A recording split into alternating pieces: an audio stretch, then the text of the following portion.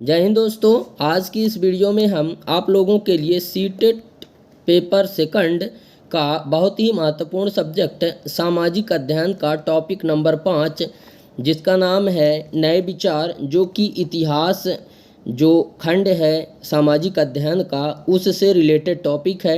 इस टॉपिक से जितने भी मोस्ट MCQs क्वेश्चंस बन सकते थे उन सभी को हमने इस वीडियो में कवर किया है और सभी टॉपिकों के जो MCQs क्वेश्चंस हैं उनको हमने जो है तो करवा रहा हूँ।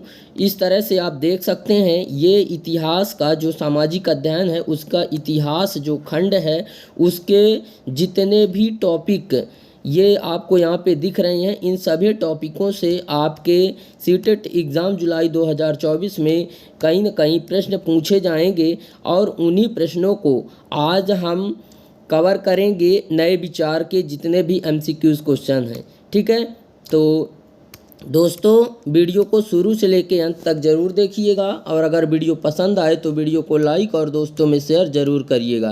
तो चलिए दोस्तों, जो ये नए विचार टॉपिक है इससे जितने भी MCQs क्वेश्चंस बन सकते थे उनको हम देख लेते हैं। हमारा पहला प्रश्न है नए विचार जो टॉपिक है इतिहास का, उसका पहला हमारा MCQs क्वेश्चन है कि महावीर को किस आयु में सर्वोच्च ज्ञान प्राप्त हुआ। ठीक है, तो किस आयु में हुआ, इसमें हमें ऑप्शन देखने को मिल रहे हैं 30 वर्ष, 32 वर्ष, 40 वर्ष और 42 वर्ष। ठीक है, तो 42 वर्ष की आयु में महावीर स्वामी को ज्ञान की प्राप्ति हुई थी। ठीक है, इसका ये 4 नंबर वाला ऑप्शन सही हो जाता है। उसके बाद हमारा अगला क्वेश्चन है कि जैन धर्म के संदर्भ में निम्न में से कौन सा कथन असत्य है। ठीक है, तो इसमें हमें 4 ऑप्शन है। पहला है जैन शब्द जो है वो जिन शब्द से निकला है। किससे निकला है? जिन शब्द से निकला है, जिसका अर्थ होता है विजेता। ठीक है, दूसरा है जैन धर्म में कुल 24 तीर्थंकर हुए। कितने हुए? 24 तीर्थंकर। ठीक है, 24 तीर्थंकर हुए। इसके संस्थापक एवं प्रथम तीर्थंकर ऋषभदेव थे। ये हमारा तीसरा ऑप्शन था। चौथा है जैन धर्म के वास्तविक संस्थापक 23वें तीर्थंकर पार्श्वनाथ माने जाते हैं।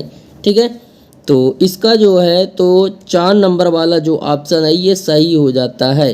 ठीक है, यानी जैन धर्म के वास्तविक संस्थापक 23वें तीर्थंकर पार्श्वनाथ माने जाते हैं। ठीक है, उसके बाद हमारा अगला क्वेश्चन है क्वेश्चन नंबर 3, वर्धमान महावीर के संदर्भ में जिन कथनों का पर विचार कीजिए। ठीक है, कौन कौन से निम्न कथन हैं? जैसे कि हमारा पहला कथन है किनका महावीर स्वामी का जो जन्म है वो 540 ईसा पूर्व में लुम्बिनी में हुआ। दूसरा कथन है जंभिक ग्रंथ के समीप ऋजुपालिका नदी के किनारे साल वृक्ष के नीचे कैवल्य ज्ञान की प्राप्ति हुई। किसे? महावीर स्वामी को। ठीक है, ये हमें जो है तो 2 कथन हैं।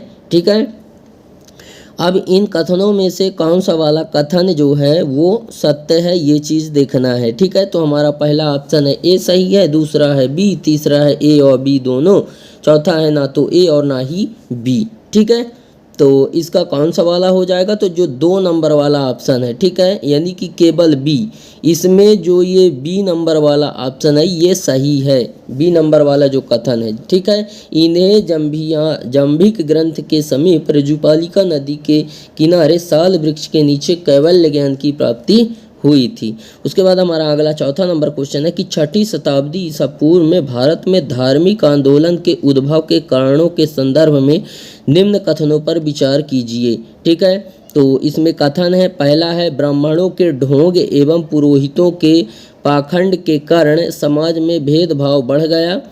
दूसरा कथन है ब्राह्मणों की सर्वोच्चता के विरुद्ध क्षत्रियों की प्रतिक्रिया।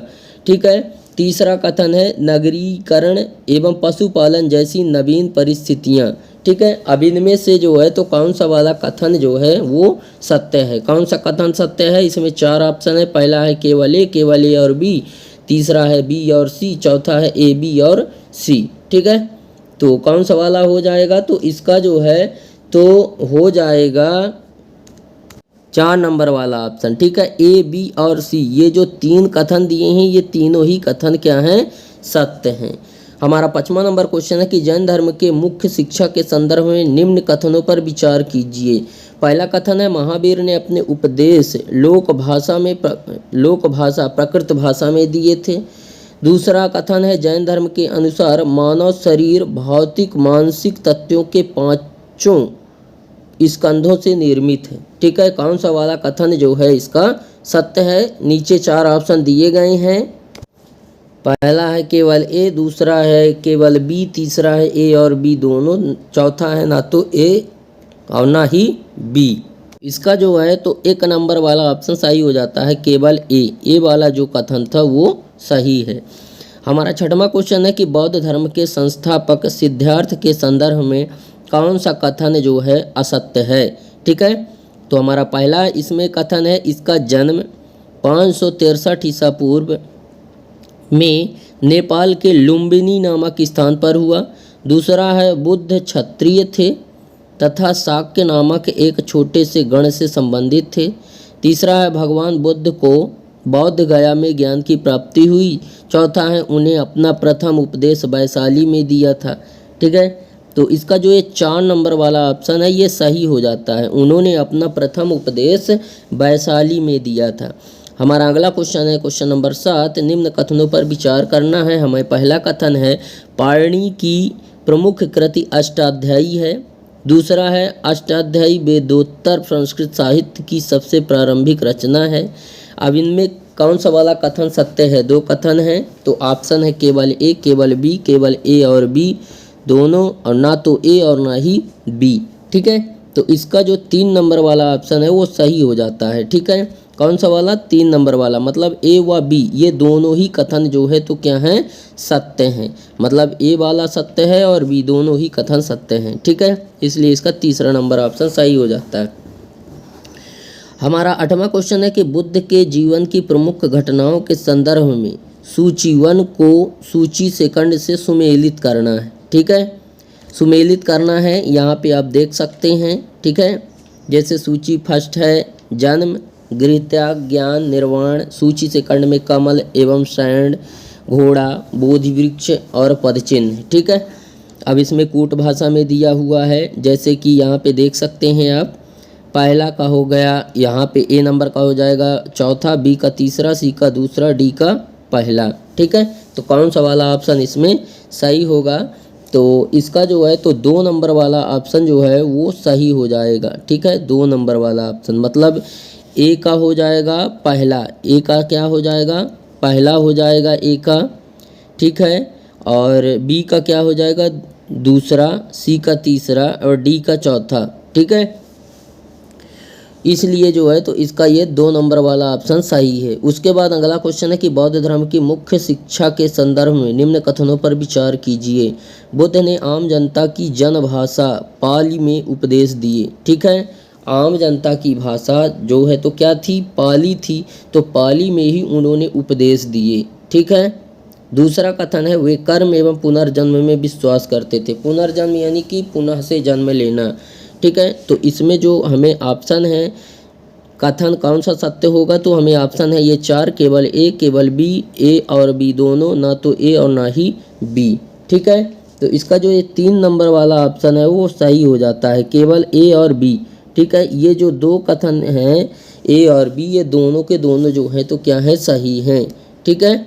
उसके बाद हमारा अगला क्वेश्चन है कि उपनिषद के संदर्भ में कौन सा कथन जो है असत्य है, ठीक है। हमें पहला कथन है उपनिषद उत्तर वैदिक ग्रंथों का हिस्सा थे।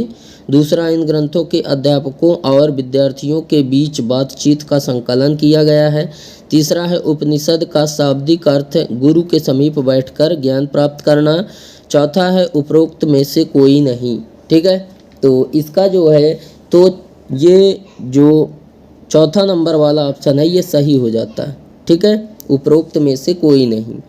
उसके बाद देख लेते हैं हमारा अगला क्वेश्चन है क्वेश्चन नंबर जो यहाँ पे देख सकते हैं आप 11 है, इसको देख लेते हैं। आश्रम व्यवस्था के संदर्भ में निम्न में से कौन सा कथन दिए गए अनुच्छेद के आधार पर गलत है, ठीक है। इसमें से ऑप्शन है जैसे ब्राह्मणों ने आश्रम व्यवस्था का विकास किया। आश्रम शब्द का तात्पर्य लोगों के द्वारा रहने तथा ध्यान करने के लिए प्रयोग में आने वाले स्थानों से नहीं बल्कि जीवन के एक चरण से है। तीसरा है ब्रह्मचर्य, गृहस्थ, वानप्रस्थ, संन्यास नामक 4 आश्रमों की व्यवस्था की गई। चौथा है उपरोक्त में से कोई नहीं। ठीक, यहाँ पे आप देख सकते हैं, यहाँ पे आपको ये पैसेज टाइप का दिया हुआ है, यहाँ पे आप पढ़ सकते हैं। ठीक है, वीडियो को पॉज करके आप यहाँ पे इसको पढ़ सकते हैं और पढ़ने के बाद जो ये 11 नंबर का क्वेश्चन है, इसमें जो है तो यहाँ पे कथन दिए गए हैं, इन कथनों को आप बता सकते हैं कि कौन सा वाला कथन जो है वो सत्य होगा। ठीक है, फिलहाल यहाँ पे हम बता दे रहे हैं इसका जो ये 11 नंबर क्वेश्चन है, इसका जो है तो ये 4 नंबर वाला ऑप्शन जो है वो सही हो जाता है। ठीक है, उपरोक्त में से कोई नहीं। ठीक है, कुछ आईएमपी क्वेश्चन हैं जो कि आपके सीटेट एग्जाम में कई बार पूछे जा चुके हैं, उनको देख लेते हैं। ठीक है, हमारा 12वां नंबर का क्वेश्चन है कि बुद्ध द्वारा लालसाओं व इच्छाओं की तृष्णा को निम्नलिखित में से क्या बताया गया है। ठीक है, पिपासा, तृष्णा, तन्हा, तीव्र इच्छा, क्या बताया गया है। ठीक है, तो इसका जो ये दूसरा नंबर वाला ऑप्शन है ये सही हो जाता है, तृष्णा। ठीक है, लालसाओं और इच्छाओं की तृष्णा को क्या बताया गया है, तृष्णा बताया गया है। और यह जो है तो सीटेट एग्ज़ाम में क्वेश्चन आ चुका है, सीटेट के जुलाई 2013 में ये क्वेश्चन आ चुका है। ठीक है, उसके बाद हमारा अगला क्वेश्चन है 13 नंबर के निम्न में से कौन सी विशेषता बौद्ध और जैन दोनों धर्मों से रिलेटेड है। ठीक है, तो कौन सा है, ये भी क्वेश्चन आ चुका है फरवरी 2014 में सीटेट एग्ज़ाम में, ये भी क्वेश्चन आ चुका है। ठीक है, यहाँ पे इसको देख लेते हैं, इसमें हमें जो है तो विशेषता देख लेते हैं। पहली विशेषता है मुक्ति पाने के लिए मनुष्य को अपने वस्त्रों सहित सब कुछ त्याग करना होता है। दूसरी विशेषता है अधिक पाने की निरंतर इच्छा को मध्य मार्ग अपनाकर समाप्त किया जा सकता है। तीसरा है केवल वही सच्चा ज्ञान प्राप्त कर सकते हैं जो घर त्याग देते हैं। चौथा है इन धर्मों को मुख्यतः व्यापारियों का समर्थन प्राप्त है। ठीक है, तो इसका जो है तो 3 नंबर वाला ऑप्शन सही हो जाएगा। ठीक है, कि केवल वही सच्चा ज्ञान प्राप्त कर सकते हैं जो घर त्याग देते हैं। ठीक है, घर त्याग कर वनों में चले जाते हैं और वहाँ शिक्षा ग्रहण करते हैं। ठीक है, हमारा अगला क्वेश्चन है कि बौद्ध धर्म में बोधिसत्व थे, क्या थे बोधिसत्व। ये क्वेश्चन सीटेट एग्ज़ाम में फरवरी 2015 में आया था। ठीक है, तो इसमें ऑप्शन है वे लोग जिन्हें निर्वाण प्राप्त किया हो। दूसरा है बुद्ध की प्रतिमाएं। तीसरा है चीनी बौद्ध तीर्थयात्री और चौथा है बौद्ध विद्वान। ठीक है, तो इसमें जो है तो कौन सा वाला ऑप्शन इसका सही हो जाता है, तो इसका जो है क्वेश्चन नंबर जो 14 का है वो 1 नंबर वाला ऑप्शन सही हो जाता है, वे लोग जिन्हें निर्वाण प्राप्त है। ठीक है, वे जो है तो बोधिसत्व थे। ठीक है, वे लोग जिन्हें निर्वाण प्राप्त किया हो। ठीक है, उसके बाद देख लेते हैं हमारा अगला क्वेश्चन नंबर 15 जो है उसको देखते हैं कि जैन और बौद्ध भिक्षुणियों के लिए आरंभिक विहार बने होते थे। ये क्वेश्चन भी 2015 में सीटेट में आया हुआ है सितंबर महीने में। ठीक है, सितंबर महीने में सीटेट का एग्ज़ाम हुआ था, उसमें ये क्वेश्चन आया हुआ था 2015 में।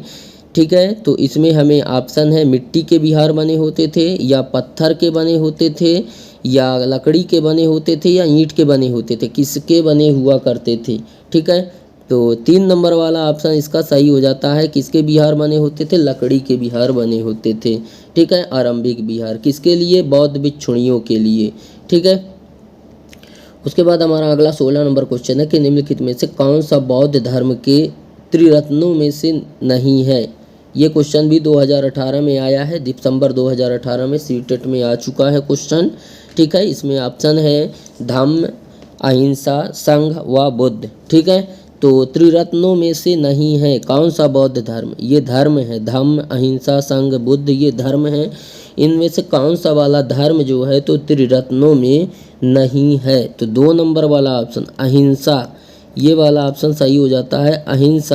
अहिंसा जो है ये वाला ऑप्शन सही हो जा रहा है। ठीक है, अहिंसा एक ऐसा धर्म है जो त्रिरत्नों से संबंधित नहीं है। ठीक है, बाकी हमारा अगला क्वेश्चन है क्वेश्चन नंबर 17 की जातक कथाओं के विषय में निम्नलिखित में से कौन सा सही है। ठीक है, हमें पहला है इनकी रचना जैन साधुओं द्वारा की गई थी जिन्हें सामान्य लोग द्वारा लिखा गया और उनका संकलन किया गया। दूसरा इसमें ऑप्शन है कि इनकी रचना सामान्य लोगों द्वारा की गई थी जिन्हें बौद्ध भिक्षुओं द्वारा लिखा गया और उनका संकलन किया गया। तीसरा इनकी रचना सामान्य लोगों द्वारा की गई जिन्हें जैन साधुओं द्वारा लिखा गया और उनका संकलन किया गया। ठीक है, हमारे इसी में जो है तो चौथा वाला जो ऑप्शन है इनकी रचना बौद्ध भिक्षुओं द्वारा की गई थी जिन्हें सामान्य लोगों द्वारा लिखा गया और उनका संकलन किया गया।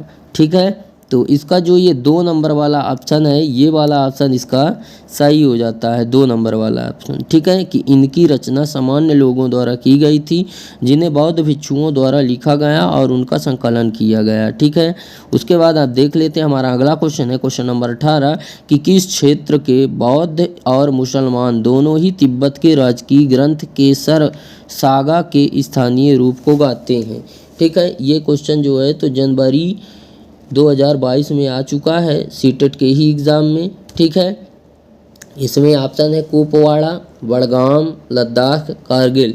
ठीक है, तो कौन सा वाला ऑप्शन सही होगा, इसका ये 3 नंबर वाला ऑप्शन सही हो जाता है। ठीक है, जो लद्दाख है, लद्दाख क्षेत्र के बौद्ध और मुसलमान दोनों ही तिब्बत के राजकीय ग्रंथ केसर सागा के स्थानीय रूप को गाते हैं। ठीक है, हमारा अगला क्वेश्चन है क्वेश्चन नंबर 19 महायान और बौद्ध धर्म की आरंभिक मान्यताओं से निम्न में से किन कारणों से भिन्न था। ठीक है, इसमें ऑप्शन है इसमें बुद्ध की उपस्थित संकेतों द्वारा दर्शाई गई, इसमें बोधिसत्व एकांतवास में रहते थे, इसमें बुद्ध की प्रतिमाएं बनाई गई थी, बोधिसत्व अन्य लोगों द्वारा शिक्षा देने के लिए सांसारिक परिवेश में रम गए। इन्हीं सही विकल्प का चयन करना है। ठीक है, हमारा पहला जो है तो ऑप्शन है ए और सी, दूसरा है ए और बी, तीसरा है बी और सी और चौथा है ए और डी। कौन सा वाला ऑप्शन इसका सही होगा, तो इसका जो है तो 3 नंबर वाला ऑप्शन यानी कि बी और सी। इसके जो ये बी हैं और ये सी ये दोनों ही जो है तो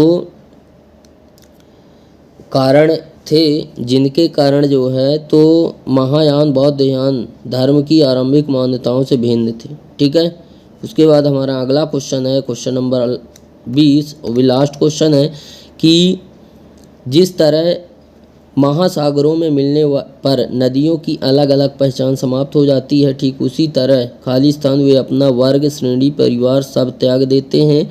यह उदाहरण किस ग्रंथ से लिया गया है। क्वेश्चन जो है तो जनवरी 2022 में आ चुका है। ठीक है, तो इसका जो है तो ऑप्शन है पाली ग्रंथ, जैन ग्रंथ, वैदिक ग्रंथ और बौद्ध ग्रंथ। ठीक है, तो कौन सा वाला हो जाएगा, बौद्ध ग्रंथ वाला ऑप्शन 4 नंबर वाला सही हो जाएगा। तो इस प्रकार से दोस्तों उम्मीद करते हैं कि आपको हमारा यह वीडियो पसंद आया होगा। वीडियो अगर पसंद आया तो वीडियो को लाइक करें, दोस्तों में शेयर करें, अगर आप हमारे चैनल पर नए हैं तो चैनल को सब्सक्राइब करें और बेल आइकन भी प्रेस करें ताकि हमारी नई नई वीडियो की नोटिफिकेशन आपको सबसे पहले मिले। तो दोस्तों आज के लिए बस इतना ही, मिलते हैं आप सभी लोगों से नेक्स्ट वीडियो में नेक्स्ट टॉपिक के साथ। तब तक के लिए जय हिंद, वंदे मातरम।